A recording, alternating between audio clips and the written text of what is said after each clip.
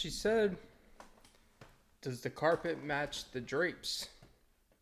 And I said, "I don't know. Why don't you pull the rug out from under me? And you can see a whole new world, a new fantastic in me.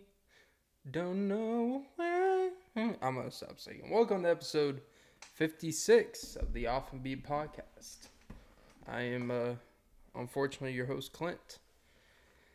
Oh, just finished recording this on technically Tuesday morning, but basically Monday night at 1:01 a.m. Just watched the Ravens and the Raiders, and that was a pretty uninteresting 33-27 game if I've ever seen one. Raiders played like doo-doo. Derek Carr was targeting Darren Waller like Darren Waller had some information on him, and he said, "If you don't give me 15 targets in the first half, I'm putting a target on you, bud." And then after a while, he's just like, "We got to win the game."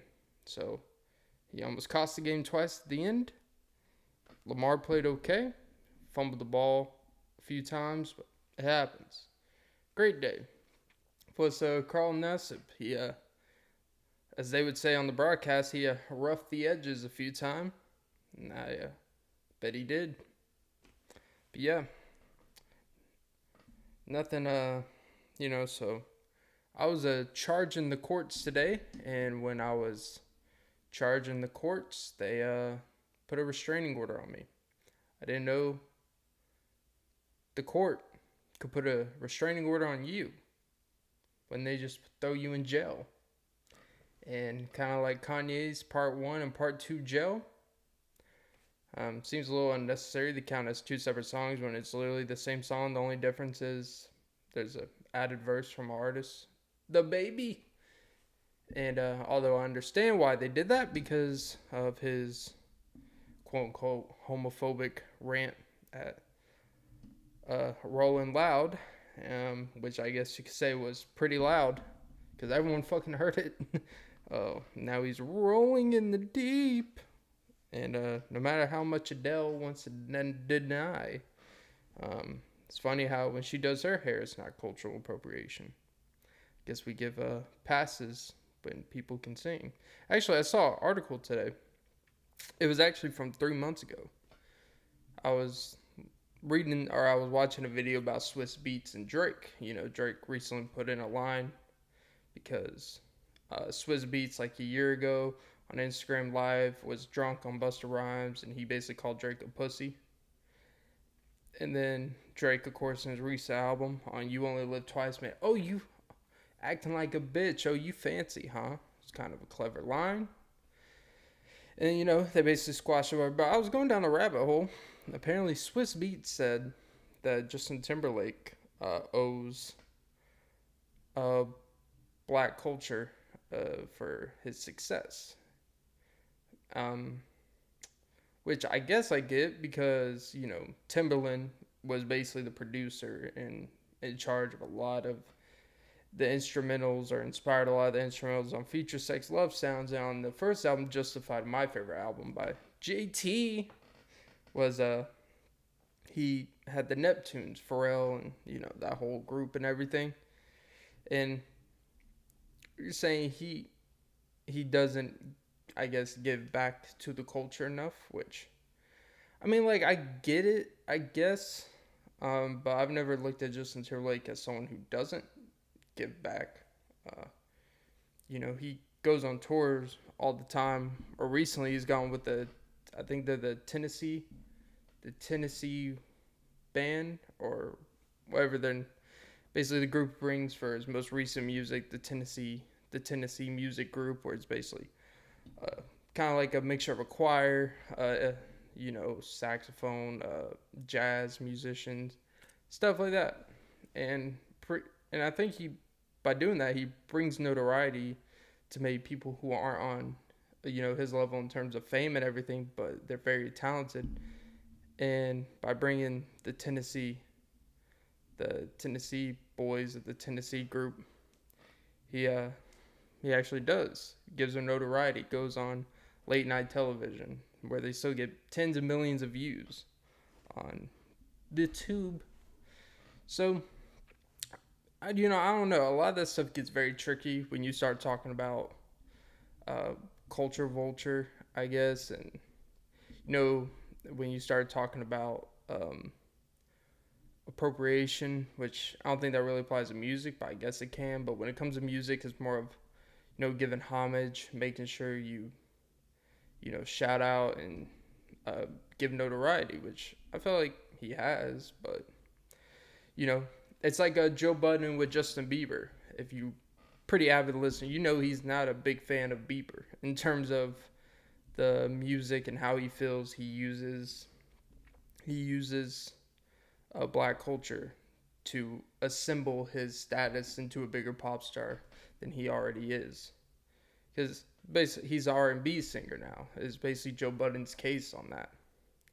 And he's had some things in his youth where I think there's a video of him saying the N word when he was like 12 or 13, probably younger than that, and it's not a good look. I don't care how young or old you are.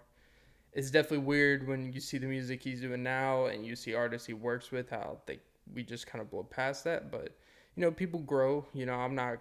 I wouldn't say I wouldn't hold, but I can understand like people may not hold that against him since he was like very very young, and you know but the argument that Joe Budden makes is that he uses other R&B artists that he features with, and artists that he works with, and rappers that he works with for his music, and he uses that sound. And the argument is because he's white and because of the stardom he already has, by using that sound, he's making millions and millions and millions of fucking dollars off of music that's not culturally his. But bigger than that, it's almost like he uses it but doesn't even give back homage wise and stuff like that. While the artists he's working with aren't anywhere near his level. And I guess that's like Joe Budden's issue with Bieber. So yeah, a lot of that, music, cultural stuff can get very tricky. I don't think I'm very that deep into music to really understand, I guess, that deep of a point of view in it.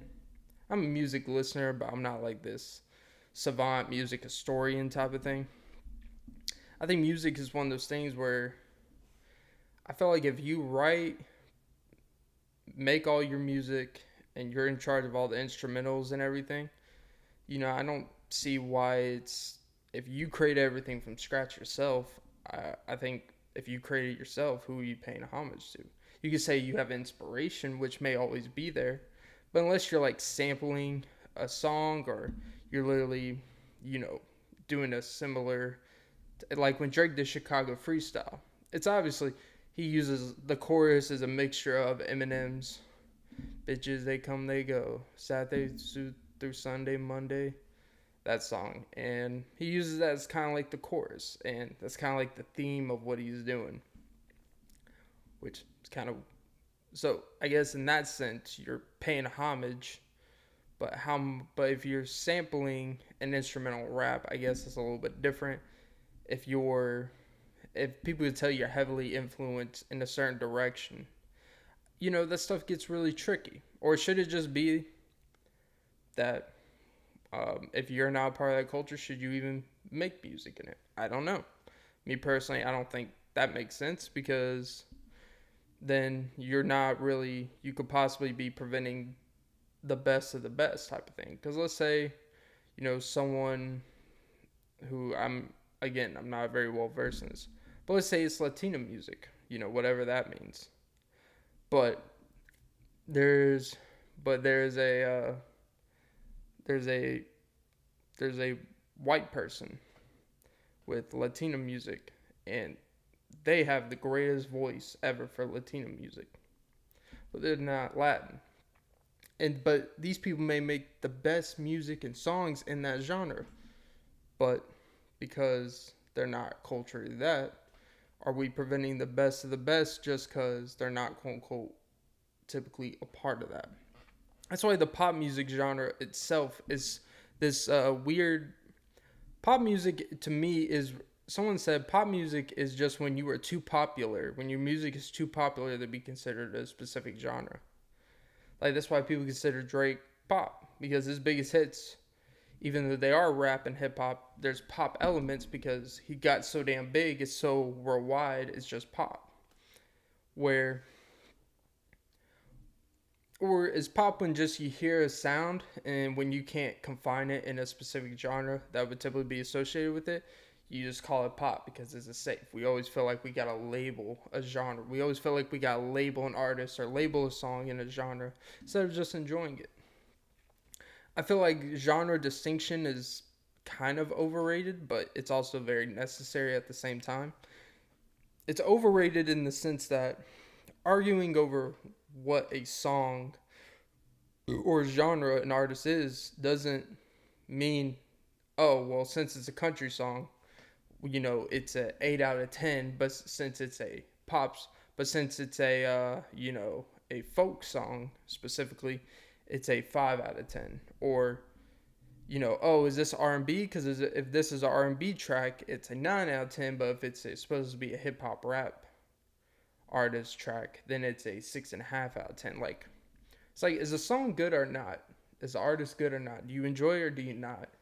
It's like, you need to confirm if I only listen to hip hop, but then you listen to a song, you like it, and it's not considered, it's considered pop. It's like, well, I don't like it now because I know what genre it is. Like, what? But your ears and your body was doing the cha-cha slide to it. You obviously like the fucking song.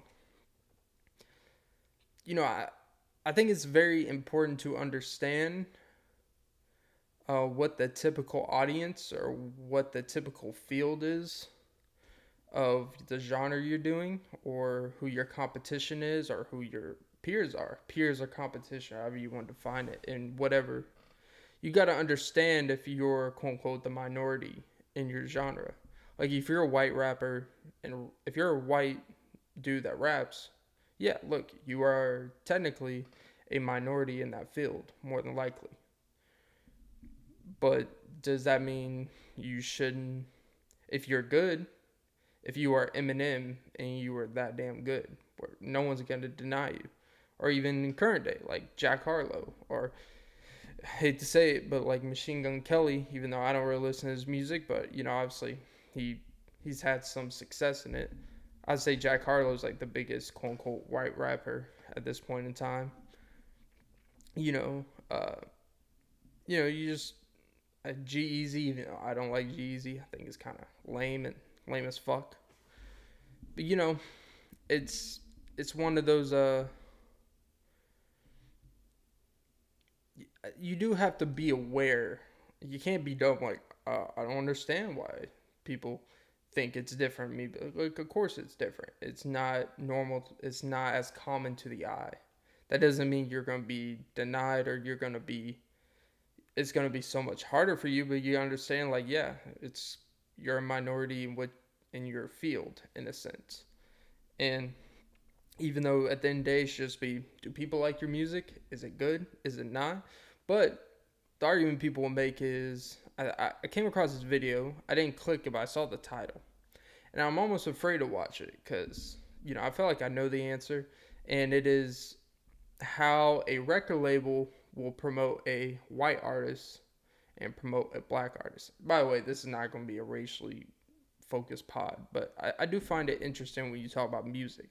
Record label will definitely, basically, and it had a picture of Bieber and a picture of, I believe it was Kendrick. I could be wrong. It may not even have been someone on that level, but basically, how a record label, as good as your music and everything is, if you're part of a record label, how they promote it, how they promote your music, which means how many people are just going to listen to it because it's been promoted, and how many people are going to stay because it's good. Because it could be a complete trash album, a complete trash song, but if it's being promoted on streaming services and advertisements, played on the radio nonstop, then people are going to listen to your song by default and give it a chance over and over. And over time, if you abusely listen to a song, you're going to convince yourself just to like it because it's almost like adapting to what you're listening to. It's adapting to just survival. You learn to like things even if you really don't. So if you're constantly played, like Way Too Sexy by Drake, it's probably one of my least favorite songs on this album, and I don't really like the song at all. I like the music video, but if I was listening to the radio, I know it's being played like crazy. I know it's like if you go on Spotify playlists, it's always going to be on these rap playlists or pop, the biggest playlists right now. And like if you just listen to playlists, it's going to come on, and you're probably going to listen to it multiple times in a week. Over a year, that's what, 100 plus times in a year, if not more. And so it does matter how much your record label has invested in you and how they promote you. Now, how much of it is unconscious promoting and conscious, or you can't, how can you say it's ignorance in what they're doing if they literally provide data with every single move they do? They obviously know what they're doing. But I didn't watch the video, but I'm assuming the direction is going to be how they promote Justin Bieber compared to how they promote, whoever else, like maybe Chance the Rapper, even though technically he's independent. But if they were part of the same record label group, they're probably going to promote Justin Bieber different and Chance the Rapper. And it's just, it's an interesting topic. It's probably something I'm going to do more research before I go more in depth about it. But that is something I think is kind of interesting. People call Drake a culture vulture,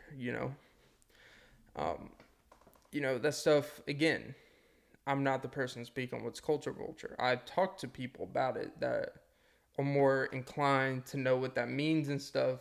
And some of them say, like, people that say culture vulture, they're just always trying to find someone's wrong. If they like music, they like music. That they don't like it when other people just call every single thing culture vulture. Like people say Drake because he's always doing the trendy. He's always doing kind of the wave. Like he's been doing UK drill stuff. I don't really care for UK drill rap. I don't really like it when he does it. But, there's people that like it. When he does the Caribbean stuff, like the More Life album or the recent Fountains, like when he kind of does that genre, that style of music, there's people that don't like him when he does that. Because he's not, but like if Rihanna does it, because she's from that. If Nicki Minaj does it, she's from Trinidad, I believe. So it's kind of like that island Caribbean type of closely attached type of thing. And far we know, Drake is, Canadian and whatever. So it's not that same, for lack of a better word, which who is someone like anyone to define what that person's, like what influences that person. That's where that stuff gets tricky to me. I think there's a fine line. It's like we don't know if Drake, went on, lived for 9 months when he was a kid in the islands and was ingrained in that culture and brought that home with him, and that's we don't know that. But again, as someone who just kind of rides waves in trendy, yeah, Drake probably does that. People call him culture vulture because he has capitalized on, even though he is technically, mixed, biracial, half black, half white. So that's the stuff where people kind of like, oh.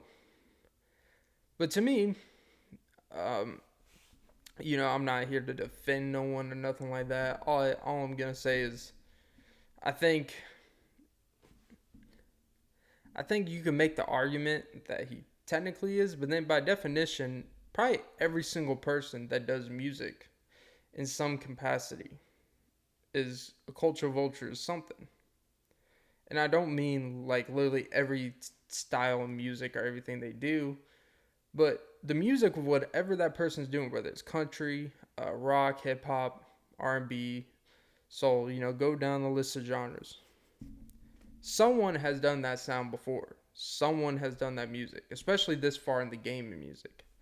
I would say it's almost impossible to create a completely original, from scratch sound that no one has ever done, or that doesn't remind you of something else when you listen to that. Literally. Like, every artist or every person in general is influenced by something. So they're going to sound like something. That's why I really believe like any song that gets put out today, someone could be sued for copyright. Someone could be sued for, stealing. Like when Robin Thicke's Blurred Lines and stuff, because that was just directly like legit lawsuit type of shit. But Pharrell's had a couple of those cases. Really, most of hip hop and R&B, it's sampling instrumentals. So if you're sampling nonstop, you're literally just using parts of other instrumentals, including yours that may be kind of original. But even your own original instrumentals was influenced by something. You're going for a particular type of sound. You're going for a particular type of uh, instrumental for an artist. So you're it's designed for something, right? And I just I feel like they're that's where the stuff gets confusing. This is coming from just a person I'm genuinely asking. Like, I understand history and stuff like that to an extent, but at the end of the day, it's like, how much of that culture? I guess culture vulture, and when you're profiting off that, so that's where it gets tricky. So if like let's like since Drake has made a lot of fucking money using a whole bunch of different sounds, yeah, maybe he has capitalized on making money off of UK drill when he's not from the UK, or capitalizing on Caribbean music when he may not be from Caribbean. So it's going to feel different when someone profiting off something that's not even theirs. But, you know, um, again, be honest, I'm still I've talked with this with other people about these things, and most of them say that they could care less, and it will be we'll be talking about music that directly affects their culture in a sense. Like, I've talked with people that are Jamaican and people that are from other countries, or people from different like type of specific cultures. And when we talk about specific music, that like we'll talk about, what do you think about cultural appropriation, or or artists that basically culture vulture, where they're profiting off something that's quote unquote not theirs. And most of them is like, eh. Most of them could care less, because they're like, well, what? Like, it's like the way they look at it is things that are meant to be, things that are created.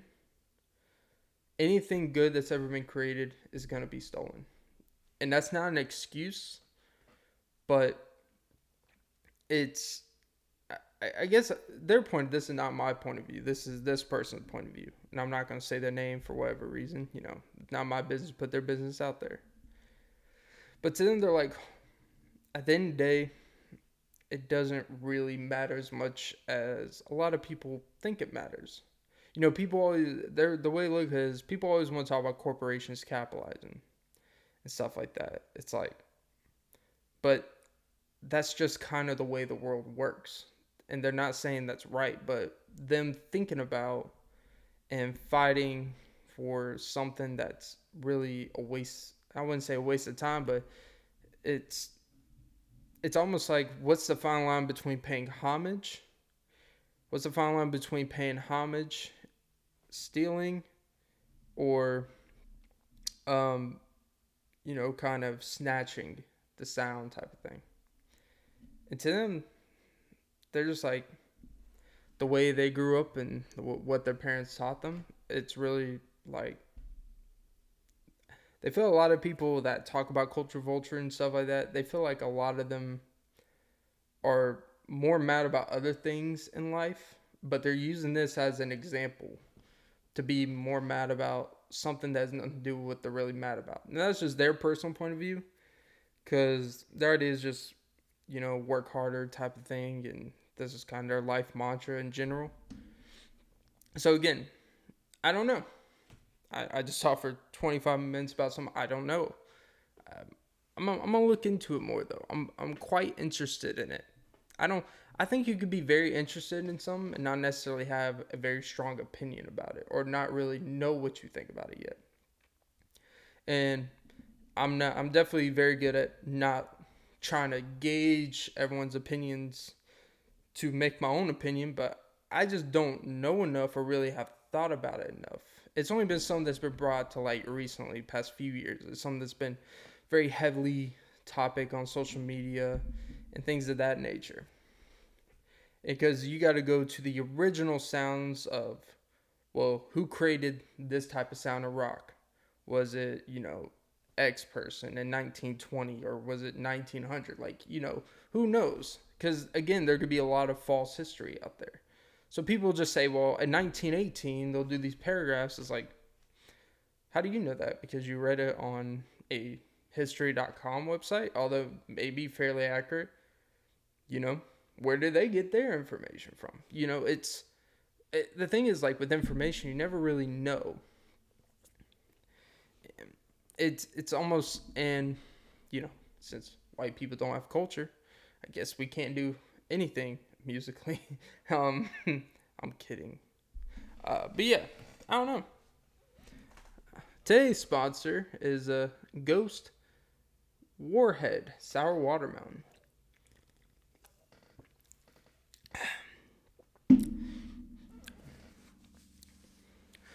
Yeah, maybe I'll do a whole pod talking about Culture Vulture, right? Because I'll say it like this. This is an artist that's one of my favorite artists.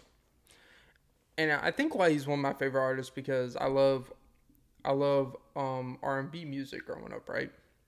Which I guess also brings, before I get into that, is technically listening and enjoying something. Is that appropriation? Is that vulturing, right?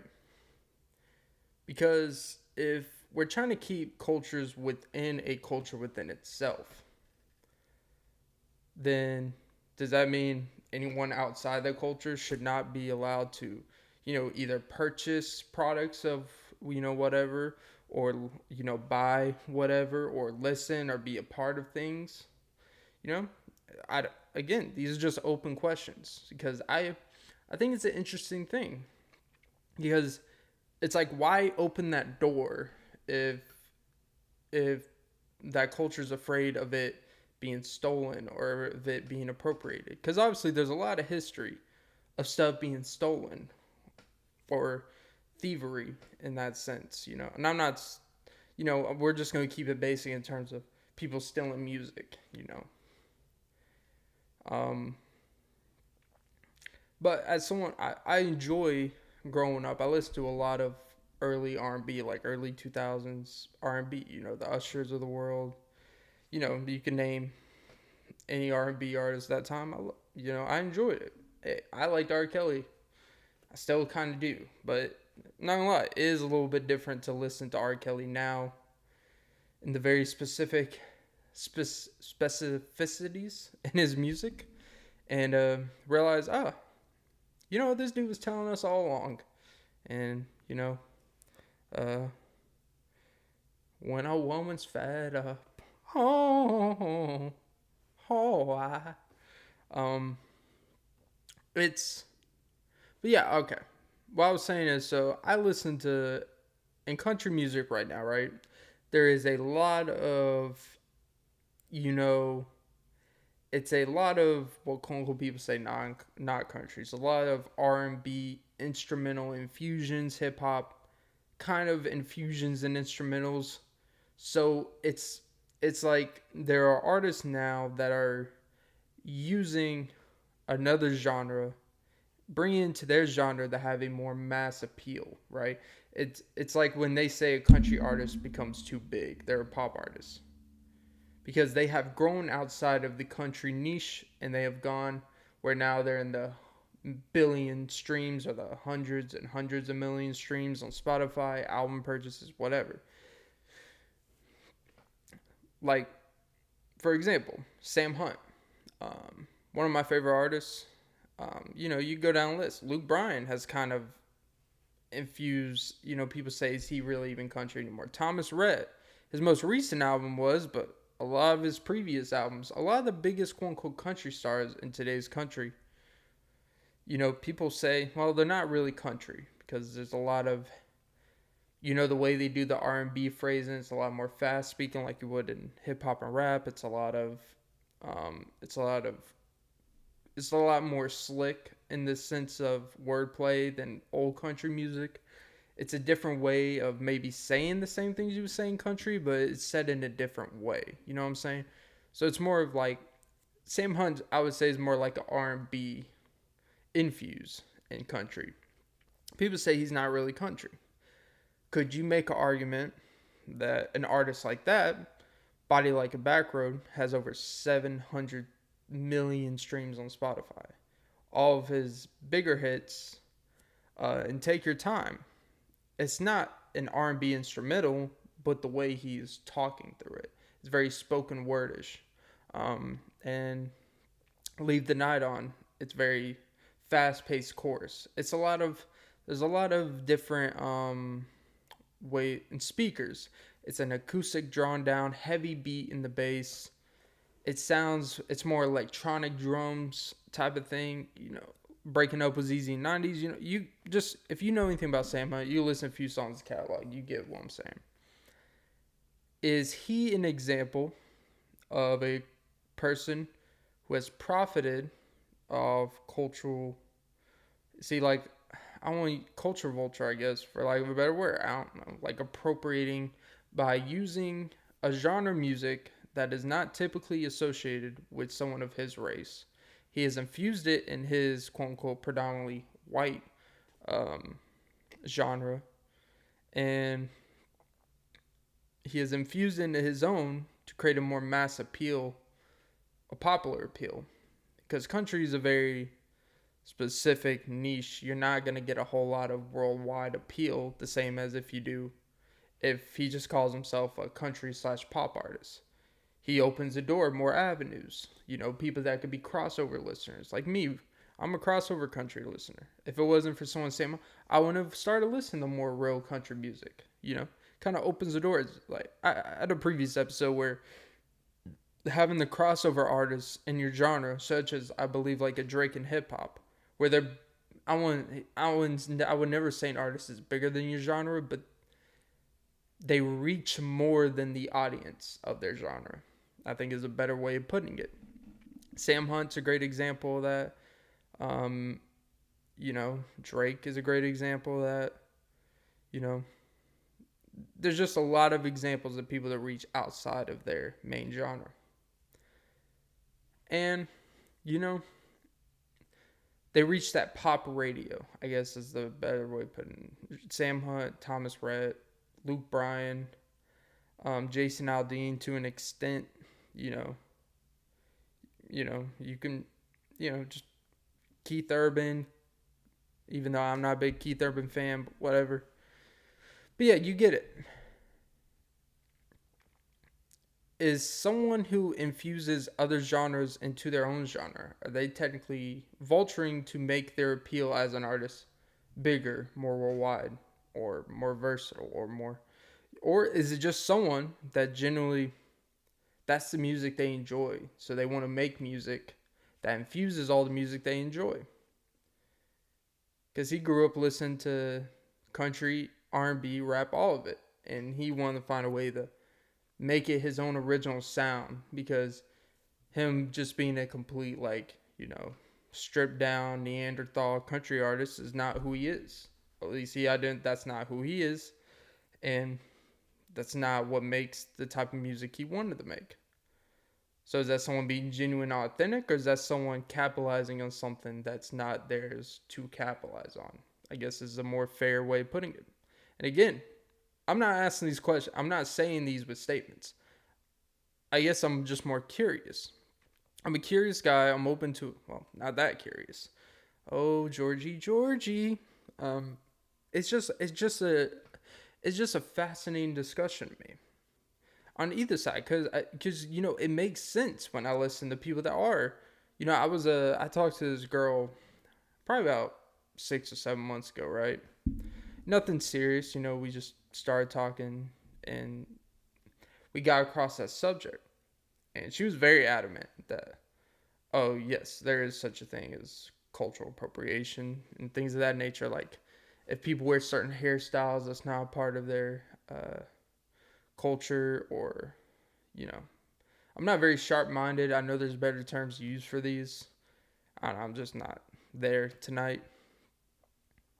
But like, especially with when like Adele, like I joked about Adele earlier, but when she went to Jamaica with her, I guess she went with her boyfriend, and she got I believe she got dreads, or she got some type of hairstyle that's specific to Jamaican culture or Caribbean culture type of thing.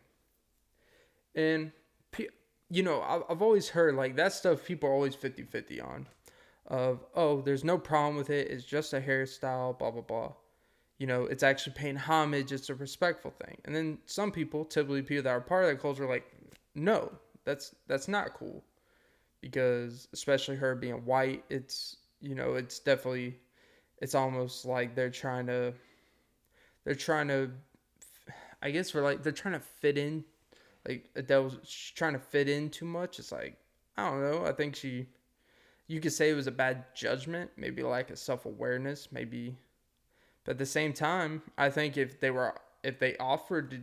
someone did like offer you to do your hair, and they offer to do your hair in that hairstyle, you turn it down, maybe that would be rude.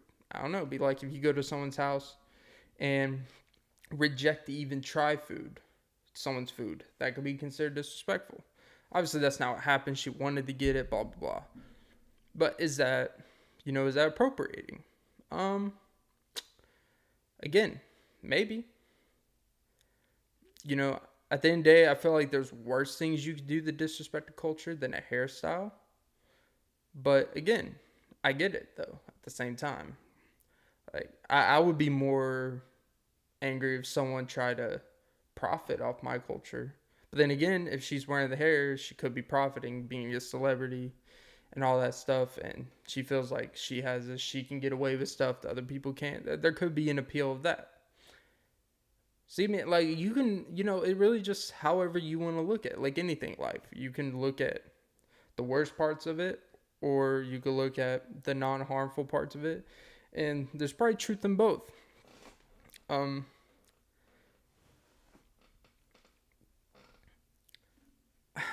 It is an interesting thing though.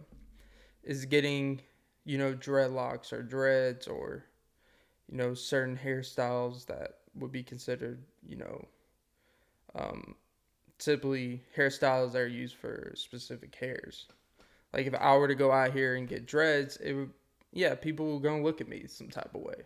But then again, it's also, I don't think it would fit me personally. Like I don't think I would look good in dreads. That's the only reason why I wouldn't get it.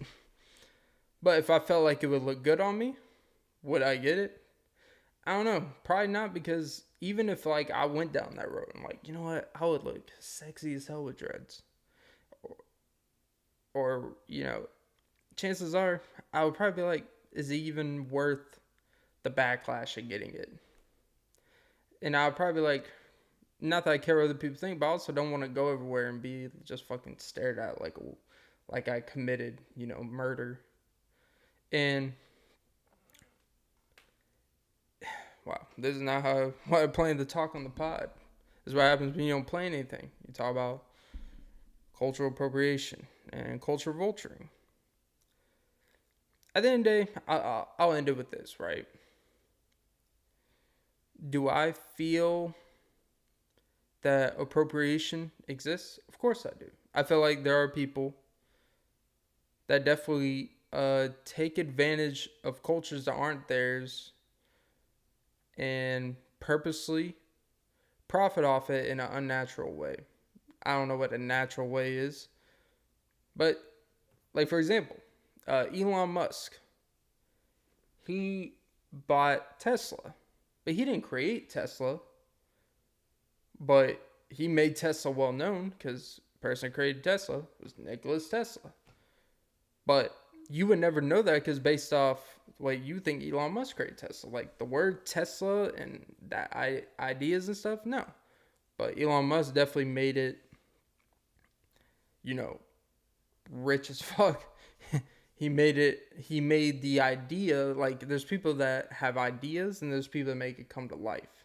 That's why typically the people that come up with ideas don't know how to actually make it in a business sense to make it a profitable business. So they end up selling it and someone else does it, whatever. But, I can understand if someone did that with products. If someone did that with products or did that with music specifically or movies or whatever, with storylines, with books, whatever you want to call it. Yeah, I can understand why if you saw someone making $10 million a year making music off of uh, upbringing, talking about upbringings or doing styles of instrumentals or music that has nothing to do with anything about them. Yeah, I would think that would be weird because, is it just morally wrong? I don't know. I can understand that though. I understand that there's a lot of gray area too. I understand that there's a lot of, um, I think a lot of people appropriate, and this is not an excuse for people that do it. I think a lot of people, quote unquote, probably appropriate, but they don't even know that they're appropriating. That doesn't mean that what they're doing is wrong, any less wrong, I guess, or any more right. But, I think a lot of people, when they think of music, when people that are just like, that listen to music, and maybe people that create music, they they don't think about, they typically does what naturally comes to them. And sometimes what naturally comes to you isn't always just where you grew up or how you grew up, the type of, you know, type of personalities that come with your parents. Like, it doesn't always make sense with what naturally comes to a person. There's typically, you could point to, you can see like, oh, they grew up here. That's probably why they make music talking about this. That's probably why they in this genre of music because they grew up here. Blah blah blah. Yeah, sometimes it makes sense and sometimes it doesn't. You know, certain music hits other people differently. So certain music is going to influence different people differently.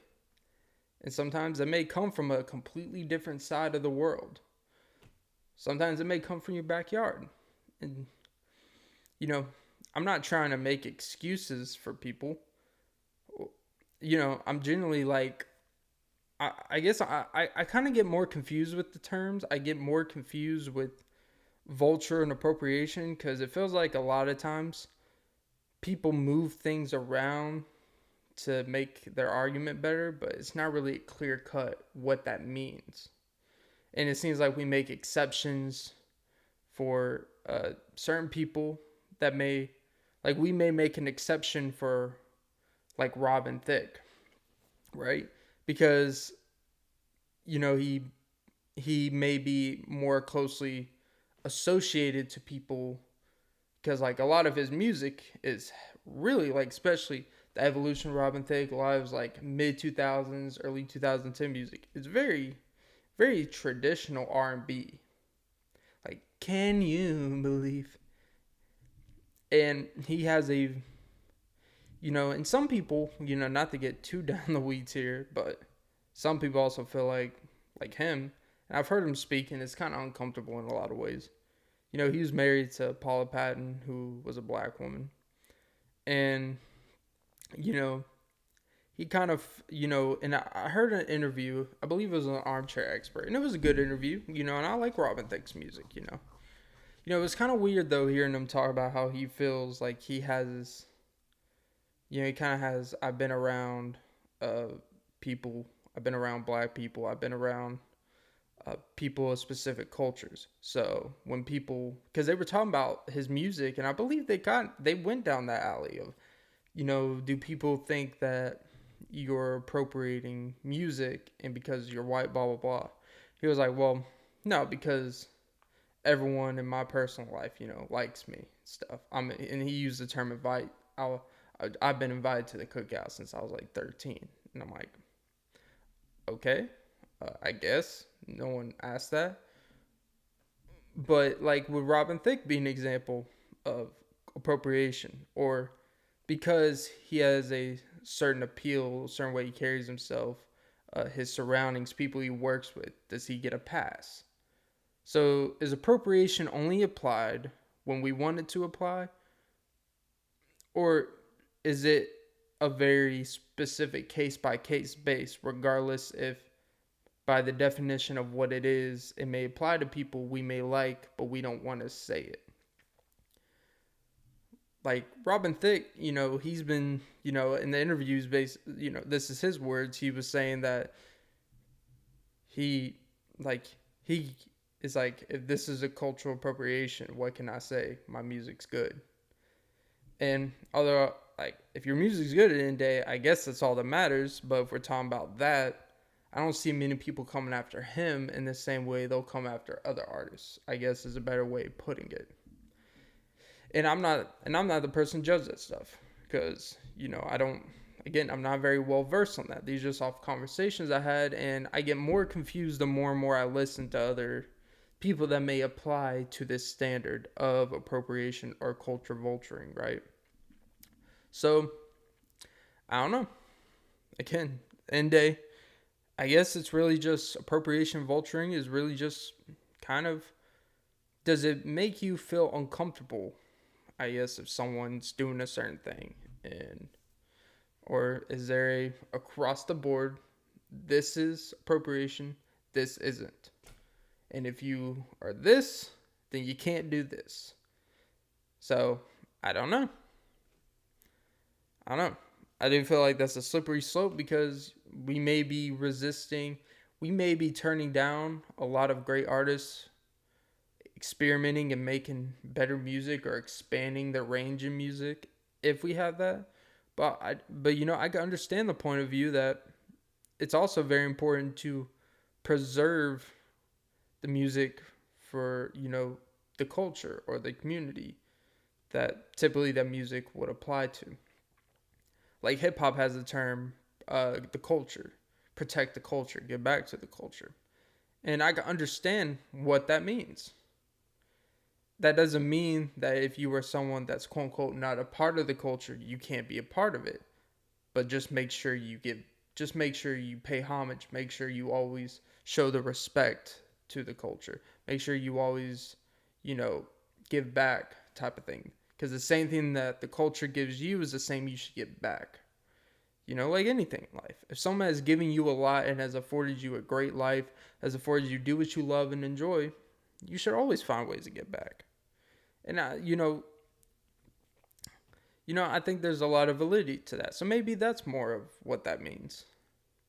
I can't believe it took me 48 minutes to talk through that, but yeah, I'm curious. This whole 48 minutes is basically just 1,000 questions and no answers by me. Because it's just me thinking out loud about it. And I think there's more people that think along these lines that are more curious about this stuff than would like to admit. But I think a lot of people, especially someone of my light complexion, don't really want to talk about this stuff because it gets very slippery. And I'm not really someone that just wants to talk about race, but there's certain aspects of it. And when it comes to that type of, when you start going down that road and lane, that get uncomfortable for a lot of people, and I'm open to talk about it. It's not even about debating. It's more about truly understanding what it means, because there may be, my interpretation of it could be different based off just what I know. And maybe I need more people on the other side, or they're more closely attached to it, to explain to me why it is harmful and why it is bad or why it is troubling and all that stuff. And I've listened to people talk about it. People, like I mentioned, Joe Budden has crossed it a couple times, especially when he talks about Bieber and other artists as well. And I think their voices are very well respected in that space as well. Joe Budden, he gets a lot of content, but I do think when he actually speaks and has thoughts and speaks when he has some that he really truly like is introspective about, it's it's still a great show to watch, even with all the fallout with him and Rory Mal. His show is still very good to watch, especially when he gets very specific. Like, side note, like recently when Michael K. Williams died, I never watched The Wire, but I was aware of the show, and just to hear him talk about his personal relationship, seeing him cry because they had a church in I believe Jersey or maybe in Detroit, but they had like a church within their community. Even though they're both famous and big, they would all go there because it's still that community aspect. And I believe it was maybe when Eric Garner died, right? They had it'll be a short story, then I'll wrap it up. When Eric Garner died years ago, and they had one of those get-togethers at churches on Sunday. That service was a whole lot different, right? And Joe Budden even admitted, and being in the audience when they brought Michael K. Williams up there, a celebrity, to speak about it. He was honest. Like at first he's like, oh, they're just bringing up a celebrity up here to talk about whatever, because they feel like celebrities always are the number one voice and everything. But he said when he went up there, it was passion and the way he spoke and the delicacy and the introspection, everything. He said, one, at first he was like, he felt like such a fucking asshole, felt like complete ignorant, like those initial thoughts you have. He felt so bad for even thinking that, for even thinking like the worst of a celebrity speaking. But on the more important side, just, seeing the emotion and Joe crying when he's talking about this, it shows, he talked for like 25 minutes about it. And I know nothing about Michael K. Williams because I didn't watch the show or nothing.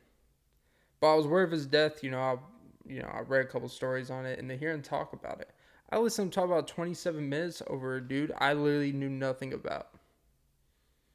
And when you were willing to sit there and listen to someone talk for 25 minutes about someone you have never heard about before that, or someone you have no idea of who he really is, and just to hear someone talk about someone they cared about, or someone that had an impact, or someone that impacted their life, that is someone that has a very great ability to keep you engaged, even when that means you're very invested in the person and not just what that show is talking about.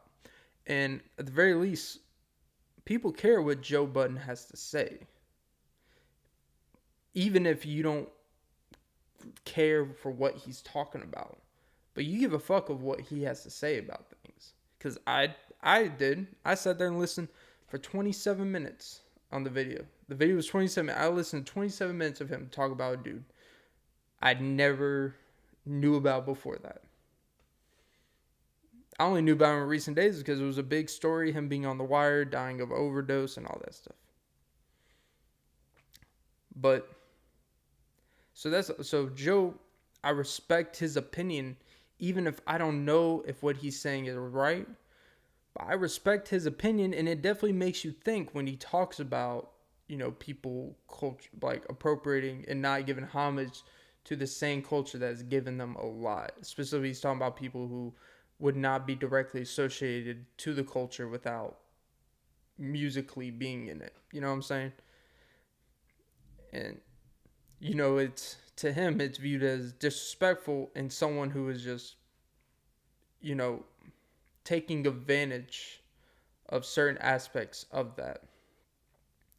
But yeah, all right. I think I'm gonna wrap it up. Give your honest. I'm interested in feedback. I'm interested in sitting down and talking with anyone about it. If anyone wants to directly message me about it, I'm very interested in talking with someone about it. I find it very interesting, and it's one of those topics that doesn't, even though it requires a lot of sensitivity, I don't think it necessarily is one of those that has to become hostile, because I feel like it's a very common thing that a lot of people don't even realize when it's there. And it's just something that needs to be brought more attention to what is and what isn't appropriation, what is and what isn't vulturing, and taking advantage and blah, blah, blah. So, yeah. All right, guys. That is episode 56 of the Often Beat podcast, where I just spent 56 minutes talking about something I don't know a whole lot about. But yeah, like and subscribe. Follow the tube. And suck some titties. And have a great, great day whenever this is posted. So, yeah. I'm too sexy for my shirt. Too sexy. No one ever gets this part in the video, so it's all good.